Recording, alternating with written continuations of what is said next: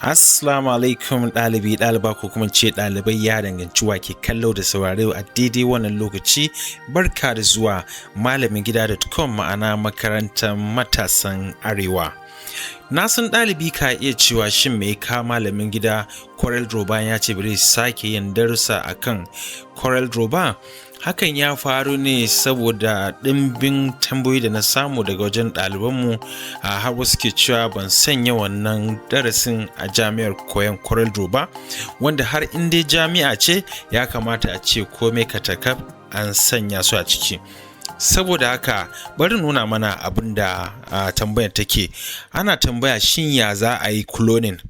Cloning ma'ana shine idan ka dubi wato wannan hoton da ke bisa fuskar na'urata, na importing ne a CorelDraw. So muna so ne mu ga yadda aka rubuta wannan kalma ta passport, muna so ya fita a wajen gabaki ɗaya, wato za a yi cloning kenan.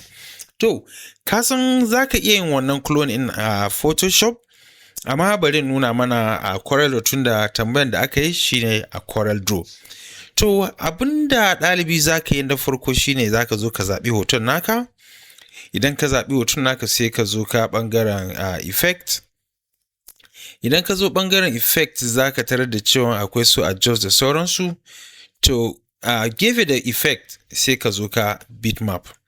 Zuwa bitmap ke da wuya, sai ka zo nan inda aka ce edit bitmap. To idan ka danna, kada ka manta cewa lokacin da kake sanya wato CorelDraw yana zuwa da sauran makaraban shi, wato su Corel photo ne sunan shi, yana nan tamkar Photoshop ne, yawa photo paint kenan, gashi nan ya bullo. To da zaran da ka danna wannan edit bitmap din, zai gayyato shi wannan photo paint da yake bacci, zai ce taso akwai aikin da ake bukatan ka kai. Idan muka leki wato nan wato wajen su toolbar din da su menu bar din, zamu ga cewa akwai yan bambanci saboda wannan aishi musamman domin editing din hotuna ne. To saboda haka abinda za mu yi a yanzu shine zan so in expanding wato wannan full domin mu ga cikakkiyar ita fuskan shi photo paint mu. To idan muna zuwa nan ke da wuya, za mu gangaro nan bangaren ne, akwai wannan abinda smear yau, wato gashi nan wannan wato healing clone. To idan ka zo ka zaɓi healing clone, to sai ka tura shi nan. To inda kake so ya ɗauki wato tsiffan ya shafa a nan shine za ka danna. Misali idan na danna nan plus kenan, to za mu tarar da cewa ga wani ya sake haifar da wata tsiffar shatale-tale. To idan na fara shafa T ɗin, wato yana ɗauko tsiffa na abin da ke ƙasa yana shafawa a sama. To shi yasa yayin da muke dan gogawa, yana ɗauko inda sashin plus ɗin take, sannan yana sanya ta akan inda rubutun take. To kamar da muke gani, da zaran ka kammala abin da zaka yi, kawai zaka zo ka nan ka ce save. To idan kai save ɗin, to zai aika wa CorelDraw ɗin ne. Ma'ana idan muka zo nan muka rufe, to abin da ya aiwatar ɗin zai ce, to tunda ka gayyato ni in yi, na kammala aiki na kuma na miƙa maka, yanzu abin da ya rage ya rage naka, ba wuya ina so in yi wata rubutu ne a nan. To kaga zan iya zuwa nan sai in rubutun na, ba wuya ina so in sa Hezaco. To daga nan kaga na iya zuwa na zaɓi wato alƙalamin na'ura da na ga ya fi mun, ya dace wa aikin da nake son yi.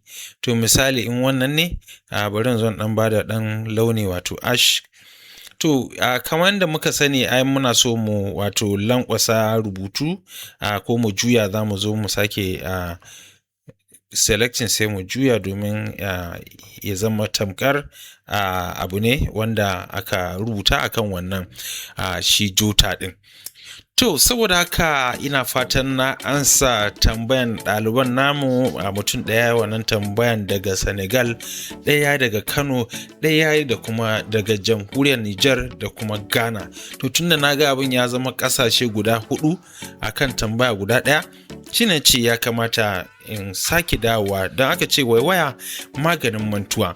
Saboda haka idan har yau ne kake zuwa wannan shafin zaka iya danna subscribe kuma ka rabar, sannan kuma idan har kana so ka iya graphics design ba tare da ka kashe naira guda ba, muna da darussa sama da 70 da za mu koya maka dalla-dalla wato a jami'ar namu ta CorelDraw. Saboda haka a madadin kowa da kowa da ke malamin gida nake cewa na gode da zarafin da ka bani ko kwanci kuka bani domin in koyar da ku a daidai wannan lokaci. Sai mun sake haduwa a wata darasin. Na gode.